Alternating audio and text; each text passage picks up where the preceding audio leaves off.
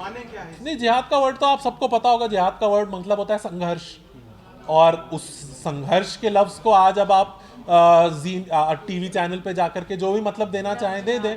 हाँ, लेकिन मतलब इसका ये तो खैर एक आप लोगों का, टीवी चैनल वालों का बनाया हुआ वर्ड है। हमने तो पहली बार आप ही लोगों से ये सुना है, हमने किसी किताब में आज तक ये डेफिनेशन तो नहीं पड़ी, इसलिए हमें डेफिनेशन पता भी नहीं है। देखिए, ये इसका क्या ही कहा जा सकता है, इसके ऊपर तो पूरे देश में इतना बड़ा हंगामा हुआ, आपने एनआईए को बिठा करके इन्वेस्टिगेशन कराया, सुप्रीम कोर्ट तक मामला गया, उसके बाद भी क्या निकला था निष्कर्ष, आपको पता ही होगा।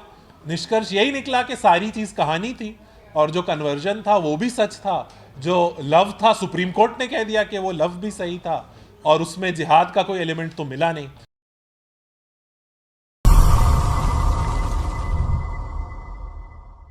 ये जो एंटी कन्वर्जन लॉ है, इस पर आपको क्या आपत्ति है, और कौन सा ऐसा बेस है जिसकी वजह से आप कह रहे हैं कि जो संविधान है उसकी अवहेलना हो रही है? देखिए, एंटी कन्वर्जन लॉज जो अभी आ रहे हैं उसमें सबसे बड़ी आपत्ति यही है कि ये कन्वर्जन के पूरे प्रोसेस को, जो उसका नेचुरल प्रोसेस है, जो इंसान जिस तरह से इंसान फेथ और कॉन्शियंस से डील करता है, उसको ख़त्म करके एक ब्यूरोक्रेटिक प्रोसेस के थ्रू उसको कंट्रोल करने की कोशिश कर रहा है। जिस तरह के प्रोविजन आते हैं कि आपको पहले इजाज़त लेनी होगी, अनुमति लेनी होगी, रिव्यू होगा, इन्वेस्टिगेशन होगा, इस सब से असर उसका ये हो रहा है आज के माहौल में कि जो आर्टिकल 25-26 में राइट है फ्रीडम ऑफ रिलीजन का, वो राइट असल में कॉम्प्रोमाइज हो रहा है, और उस राइट को एक ब्यूरोक्रेटिक प्रोसेस के थ्रू खत्म किया जा रहा है।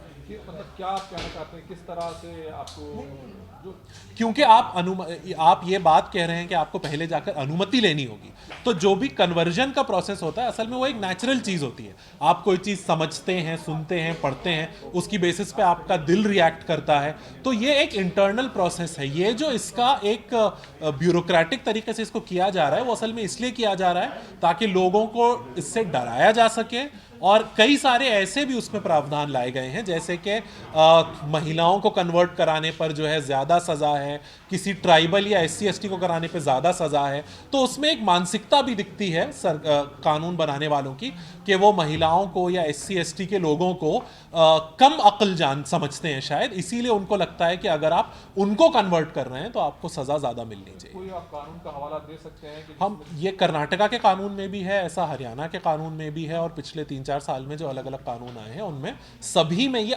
यूपी में भी जो अनुमति वाला प्रोसेस है, ये सभी कानून में है। किससे अनुमति लेनी थी? अनुमति आपको 15 दिन पहले डीएम को एक चिट्ठी देनी है, उसके बाद डीएम जो है उसमें एक इन्वेस्टिगेशन करेगा, रिव्यू करेगा, ये देखेगा कि किसी को कोई आपत्ति तो नहीं है, उसके बाद आपको अनुमति देगा। अनुमति देने के बाद भी वो चीज़ पब्लिक होगी, और कोई भी शख्स, चाहे वो आपका रिश्तेदार ना भी हो, वो आकर के कंप्लेन दायर कर सकता है उस पर, और एक बार कंप्लेन दायर हो गई तो आपके ऊपर भी कानूनी कार्रवाई होगी, जिसके बारे में कंप्लेंट में कहा गया है कि उसने कन्वर्ट कराया उन पर भी कानूनी कार्रवाई होगी, और इसमें जो है प्रूफ, जिनके ऊपर एलिगेशन लगा है उन्हीं को आके प्रूफ देना पड़ेगा कि वो गिल्टी नहीं है। तो ये पूरा प्रोसेस जो है ये बनाया इस तरह से गया है कि उसके जरिए से कोई भी इस चीज को कानूनी तौर पे करने से डरेगा और पीछे हटेगा। लेकिन जिस तरह से बात कर रहे हैं कि जबरी तौर पर और लालच देकर के कन्वर्जन कराने की कोशिश हो रही है, बहुत सारे लोग जेल में भी गए हैं, तो क्या बिल्कुल ही वो गलत? देखिए, जबरी तौर पर अगर कहीं कन्वर्जन कराया जाता है तो वो तो यकीनन गलत है ही, और ऑलरेडी उसके लिए बहुत सारे आपके पास प्रावधान है, आईपीसी में भी हैं, फ्रॉड को लेकर के, मिसरिप्रेजेंटेशन को लेकर के बहुत से कानून हैं, जो जबरी तौर पे अगर कोई करता है तो आप उसको सजा दे सकते हैं। ये कानून बनाने की अलग से कोई ज़रूरत नहीं है, खास करके जिस तरह के प्रावधान लाए गए हैं वो जबरी कन्वर्जन को रोकने के लिए नहीं है, वो हर तरह के कन्वर्जन को रोकने का असर डाल रहे हैं। तो जबरी कन्वर्जन को सिर्फ रोकना है तो पुलिस ज़रूर, उसके पास पावर है और उसको रोकना भी चाहिए, और हम भी कभी इसके हक में नहीं होंगे, लेकिन ये जो कानून है ये हर तरह के कन्वर्जन को रोकता है, इसलिए हम इसके खिलाफ हैं। पिछले कुछ समय से लव जिहाद काफ़ी चर्चा में रहा। कहते हैं मुसलमान लव नहीं करता, सिर्फ जिहाद करता है, ये कन्वर्ट करने के लिए, हिंदू को मुसलमान बनाने के लिए। देखिए, ये इसका क्या ही कहा जा सकता है, इसके ऊपर तो पूरे देश में इतना बड़ा हंगामा हुआ, आपने एनआईए को बिठा करके इन्वेस्टिगेशन कराया, सुप्रीम कोर्ट तक मामला गया, उसके बाद भी क्या निकला था निष्कर्ष, आपको पता ही होगा। निष्कर्ष यही निकला कि सारी चीज़ कहानी थी, और जो कन्वर्जन था वो भी सच था, जो लव था सुप्रीम कोर्ट ने कह दिया कि वो लव भी सही था, और उसमें जिहाद का कोई एलिमेंट तो मिला नहीं। तो ये तो बार बार नाटक खड़ा किया जाता है जब भी कोर्ट में जाता है, इस तरह की चीज जब भी जांच करनी पड़ती है आपको कोर्ट की निगरानी में तो खारिज हो जाती है। तो ये तो क्योंकि कानूनी तौर पे आप कभी इसको प्रूव नहीं कर पा रहे, लेकिन आपने एक खड़ा कर दिया है एक इतना बड़ा सियासी माहौल, तो उसको जस्टिफाई करने के लिए अब कानून भी बनाना पड़ रहा है। डर का माहौल बनाना चाहते हैं कि डर का माहौल से ज्यादा ये सबसे बड़ी चीज के जो मिसट्रस्ट है लोगों के बीच में, ये ट्रस्ट को खत्म करना चाहते हैं, मिसट्रस्ट को लाना चाहते हैं। और जो देश की डर की जो सियासत है, असल में डर ये देश की मेजॉरिटी के दिल में डालना चाहते हैं। ये डर के तुम्हारी जो संख्या है वो कम हो जाएगी, और संख्या कम होने से तुम्हारा असर कम हो जाएगा, जो भी वो जिस तरह का भी डर है। तो संख्या का डर दिखा करके ये मेजॉरिटी को असल में डराना चाहते हैं और किसी को। कहा जा रहा जिस तरीके से हरियाणा में जो कानून आया उसमें कहा गया कि शादी के लिए कोई नहीं कर पाएगा, तो ये क्या शादी के लिए सिर्फ करवाना शादी, ये तो सारे ही कानूनों में इस तरह की बात की गई है। उसमें जाहिर है ये प्रावधान है कि अगर कन्वर्जन जिन्विन है तो आप कर सकते हैं, लेकिन शादी एक वजह बताई गई जिसके जरिए, जिसके लिए अगर आप करेंगे तो कन्वर्जन इलीगल हो जाएगा। साथ में अगर आप किसी बेसिकली आप जब कन्वर्ट करते हैं तो आप क्यों करते हैं? आप इसलिए करते हैं क्योंकि आपको लगता है कि फला चीज सही है, फला चीज मैं करूंगा तो मुझे मुक्ति मिलेगी, मुझे निर्वाण मिलेगा, मुझे जन्नत मिलेगी। हर इंसान इसीलिए कन्वर्ट करता है, और तो कोई रीजन होता नहीं है। लेकिन अगर आप मुक्ति या निर्वाण की बात किसी से कर रहे हैं तो उसको भी ये प्रोहिबिट करता है, उसके ऊपर भी रिस्ट्रिक्शन लगाता है और उसको एक क्रिमिनल एक्ट बना देता है। तो अगर आप निर्वाण और मुक्ति की बात को ही क्रिमिनलाइज कर दीजिएगा तो फिर रिलीजन की बात करने के लिए बचेगा ही क्या? सर ये जिहाद किस तरह का वर्ड है? हर चीज में जिहाद लगा दूं, लव जिहाद, सब्जी जिहाद। देखिए ये तो आज हम लोगों का मुद्दा है भी नहीं, लेकिन जिहाद का वर्ड तो माने क्या है? नहीं, जिहाद का वर्ड तो आप सबको पता होगा। जिहाद का वर्ड मतलब होता है संघर्ष, और उस संघर्ष के लफ्ज को आज अब आप टीवी चैनल पे जाकर के जो भी मतलब देना चाहें दे दें। हाँ, लेकिन मतलब इसका ये तो खैर एक आप लोगों का, टीवी चैनल वालों का बनाया हुआ वर्ड है। हमने तो पहली बार आप ही लोगों से ये सुना है, हमने किसी किताब में आज तक ये डेफिनेशन तो नहीं पढ़ी, इसलिए हमें डेफिनेशन पता भी नहीं है। जब चुने हुए नेता ही सांसद लेवल के नेता ही ऐसे इस तरह के बयान देते हैं तो जनता तो उन पर विश्वास करती है, कैसे चीज है? देखिए इसीलिए जब चुने हुए नेता इस तरह की गैर जिम्मेदारी की बातें करते हैं, तभी सिविल सोसाइटी को, सिटीजन्स को आगे आकर जो सही बात है, जो सही चीज़ है, वो फैक्ट्स की रोशनी में वो बात करनी पड़ती है। और क्या कह सकते हैं हम? आपकी बुक जो है एंटी कन्वर्जन लॉ पे है, लेकिन उस दौरान मैंने कुछ देखा था कि मुरादाबाद की पिंकी नाम की लड़की ने एक राशिद नाम के लड़के से शादी की थी, तो पुलिस ने उस लड़की को गिरफ्तार करके उसको पुलिस स्टेशन में जेल भेज दिया था और उसका अबॉर्शन भी करा दिया गया था। वहीं एक आगरा के एक साजिद नाम के लड़के ने एक जैन समुदाय की लड़की से शादी की थी, तो भीड़ ने उसके घर में घुसकर आग लगा दी। और वहीं आपके बरेली में जब दो मुस्लिम लड़की दो हिंदू लड़कों से शादी करती हैं तो पुलिस ट्वीट कर कर कहती है कि आपको यदि सुरक्षा की जरूरत पड़े तो हम आपको सुरक्षा देंगे। तो अगर मुस्लिम करे तो जिहाद और हिंदू करे तो इसको देखिए दीवार हम इस नज़रिए से तो इसको देखना भी नहीं चाहते कि हिंदू करे या मुस्लिम करे। जब आप एक मिले जुले समाज में रहते हैं तो आप फिर बहुत तरह की चीज़ें होती हैं। हमें तो लगता है कि शादी ब्याह वाले ये जो मामलात हैं, इसमें आप इस तरह का पुलिस का जो इंटरफियरेंस है उसके ज़रिए से आप एक सुखी समाज तो नहीं बना सकते। ये आपसी और घर परिवार वाले मामलात होते हैं, कम्युनिटी के, सोसाइटी के मामलात होते हैं। इसमें पुलिस के इंटरफियरेंस किसी भी तरह के वैसे भी जो है इखलाकी तौर पे ये कोई सही चीज़ नहीं है। और हम लोग तो नहीं समझते कि अगर आपको एक सुखी समाज बनाना है तो पुलिस के इंटरफियरेंस के थ्रू आप शादी ब्याह के मामलात को सुलझा सकते हैं। और इस तरह की जो रेटोरिक है वो तो समाज के लिए वैसे भी ठीक नहीं है। वो अगर होगी तो फिर इसी तरह के जो आप इंसिडेंट्स बता रहे हैं वो भी देखने को मिलेंगे। अक्सर मामलों में पुलिस की जो भूमिका होती है वो शक के दायरे में होती है। क्या नहीं लगता कि पुलिस में भी इस्लामोफोबिया ऐसी चीजें? देखिए ये तो बहुत बड़ा सवाल है, इसका जवाब देना हमारे लिए आसान नहीं है। सिर्फ इतना ही कहेंगे कि हमारी जो सियासी रेटोरिक की वजह के देखते हुए अक्सर जो हम पुलिस के एक्शंस देखते हैं, हमारी उम्मीद ये होती है कि पुलिस कम से कम इस तरह से बिहेव नहीं करेगी। हम मानना तो नहीं चाहते, ना ही हम मानते हैं कि पुलिस इस्लामोफोबिक है, लेकिन कभी कभार इस तरह की घटनाएं देखने में आती हैं। हमें उम्मीद है कि ये कुछ ऐसी घटनाएं होंगी जिस पर पुलिस भी सोचती होगी और शायद बेहतरी करेगी। सर, जिस तरीके से जनसंख्या नियंत्रण कानून की बात जो करते हैं उन्हीं की वही अपनी कानून को जो है तोड़ रहे हैं, जैसे सांसद देखिए हाँ, मैं ये जो पर्सनल चीज़ है उसके ऊपर हम कोई कमेंट नहीं करना चाहेंगे। ये बस इतना ही दर्शाता है कि ये कानून की बात करना कितना इलॉजिकल है। आप इंडिविजुअल्स को असल में बच्चे पैदा करने के लिए क्रिमिनलाइज नहीं कर सकते।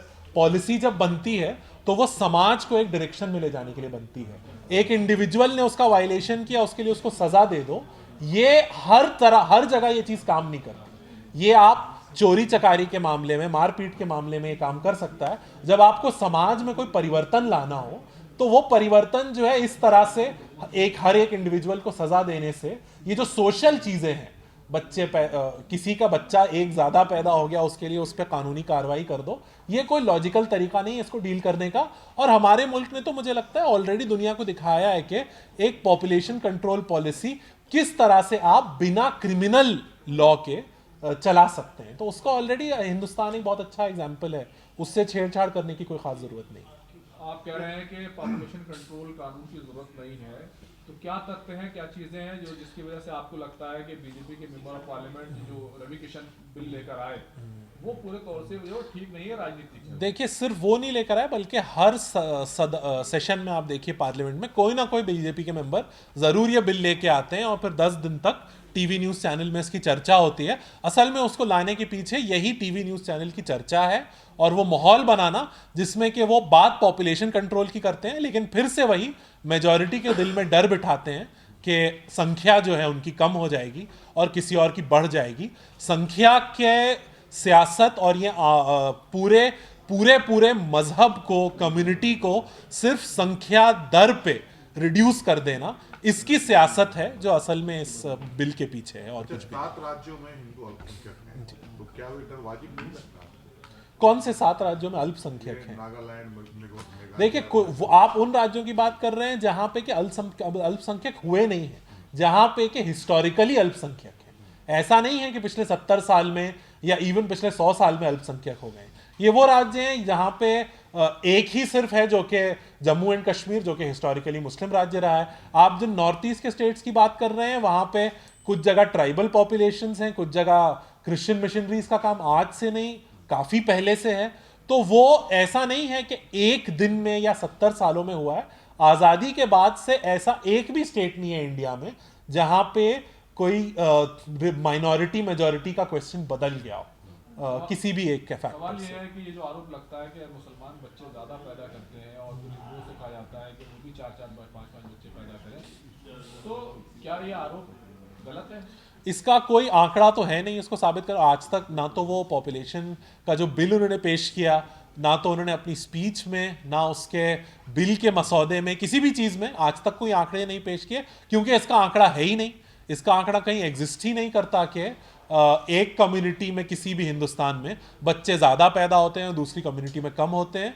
और ये रिलीजन जो है डेमोग्राफी को स्टडी करने का असल में सही तरीका है भी नहीं, तो इसलिए इसके ऊपर बहुत ज़्यादा हम जोर नहीं डालना चाहेंगे। ज्यादा हो चुकी है, तो क्या उसको कंट्रोल किए जाने की नहीं, तो देश की पॉपुलेशन ज़्यादा तो हो चुकी है, लेकिन जैसा कि हमने बताया, आप अगर डेमोग्राफिक साइंसेस को देखें, आप अगर भारत के नंबर्स को देखें, तो देश की संख्या जो है वो अब एक्चुअली घटने के उस ऊपर पहुंच चुकी है। क्योंकि जो रिप्लेसमेंट रेशियो होता है, जो डेमोग्राफिक साइंस के लोग बताते हैं कि जो आइडियल रेशियो है कि 2 बच्चे हर फैमिली में या 2 बच्चे ऑन एन एवरेज हर औरत के पैदा होने चाहिए, वो रिप्लेस कहा जाता है धर्म परिवर्तन करने के लिए जो करवाता है उसको फंड दिया जाता है। भाई, इस फंड को लेकर के भी 2 तो बहुत बड़ा केस यूपी में फाइल किया जा चुका है। वो दोनों केसेस में अब तक तो कोई ऐसी चीज ला नहीं पाए। 2 साल तकरीबन हो गए हैं, लोग जेल में भी हैं, लेकिन अब तक कोर्ट में तो कोई कार्रवाई हो नहीं पाई है ऐसी जिससे पता चले। और ये कहा तो जाता है, लेकिन हम भी इंतजार कर रहे हैं कि दिखाया जाए कि ऐसा कुछ होता है। यही इल्जाम ईसाई मिशनरी पे भी लगा हुआ है, उसे कैसे देखते हैं? देखिए, ईसाई मिशनरी का तो मुझे बिल्कुल समझ नहीं आता। पूरे देश में जो जितने बड़े बड़े लोग हैं, चाहे पॉलिटिशियन हो, बिजनेसमैन हो, इंडस्ट्रियलिस्ट हो, सबके बच्चे मिशनरी स्कूल्स में पढ़ते हैं। आज तक वहाँ कहीं पे भी ये सुनने में नहीं आया कि किसी बड़े इंडस्ट्रियलिस्ट के बेटे को ज़बरदस्ती कन्वर्ट कराया गया हो। असल में क्योंकि क्रिश्चियन मिशनरीज दलित, ट्राइबल, पिछड़े तबके के लोगों को एजुकेशन से जोड़ते हैं और उनको वो शिक्षित करते हैं, उनके अधिकार की कॉन्शियसनेस दिलाते हैं। इससे समाज में कुछ लोगों को दिक्कत है इसलिए उनको टारगेट किया जाता है। वरना तो इस देश में लिटरेसी के मामले में, एजुकेशन के मामले में क्रिश्चियन मिशनरीज का बहुत बड़ा कंट्रीब्यूशन है, बहुत बड़ा योगदान है और एक सराहनीय योगदान है। उसको इस तरह से उसके ऊपर इल्ज़ाम लगाना मुझे बिल्कुल भी सही। और अगेन, आज तक कोई आंकड़े दिखाइए, कोई केस दिखाइए कि स्कूल में ले जा करके इतने सारे लोगों को कन्वर्ट कर लिया, तो वो फिर चुप हो जाते दिक्कत ये हैं। है कि आंकड़ों पे बात नहीं हो रही, तथ्यों पे बात नहीं हो रही, बात एक अफवाह पे हो रही है। उसे कैसे काउंटर करेंगे? देखिए, आप फैक्ट से ही काउंटर कर सकते हैं अफवाह को, आप सवाल ही पूछ सकते हैं कि फैक्ट फैक्ट आते हैं तब तक तो बात कहीं की कहीं पहुंच जाती है। अब ये तो आप लोग इसमें बेहतर रोल प्ले करेंगे। मेरा नाम फवाद शाहीन है, CERT जो है मैं उसका रिसर्च डायरेक्टर हूँ। मेरे साथ सैयद अहमद मुज़क्किर हैं, स्टूडेंट इस्लामिक ऑर्गेनाइजेशन के जनरल सेक्रेटरी, और मेरे साथ अब्दुल्ला फैज़ हैं, स्टूडेंट इस्लामिक ऑर्गेनाइजेशन के national secretary. Thank you. YouTube channel वाले ये बोल रहे हैं साथी कि इनको अभी कुछ कंटेंट ऐसा नहीं मिला है जिसमें थंबनेल में लगा सके। तो एक सवाल है कि रवि किशन जो है खुद कई बच्चों के पिता हैं और वो भाई बहन भी कई हैं, और वो जनसंख्या नियंत्रण कानून लाने की बात कर रहे हैं। तो आपको लगता है कि एक शराबी जो है दूसरों को शराब के नुकसान बता नहीं, किसी के व्यक्तिगत उस पर तो मैं नहीं कमेंट करना चाहता, थंबनेल के लिए हो चाहे किसी के लिए भी हो। लेकिन ये कि ये मैं पहले भी कह चुका हूं कि ये अपने आप में दर्शाता है कि आप पॉपुलेशन कंट्रोल को क्रिमिनलाइज करने का आइडिया इलॉजिकल है। आप किसी शख्स के ऊपर इस तरह ज्यादा बच्चे पैदा करने के लिए कानूनी कार्रवाई करने की बात कीजिएगा तो इसी तरह की इलॉजिकल चीजें सामने आएंगी। पॉपुलेशन कंट्रोल जैसी पॉलिसीज जो हैं वो समाज के एक्सेप्टेंस से और सोशल कॉन्शियसनेस से आगे बढ़ती हैं, क्रिमिनल लॉ से। Thank you.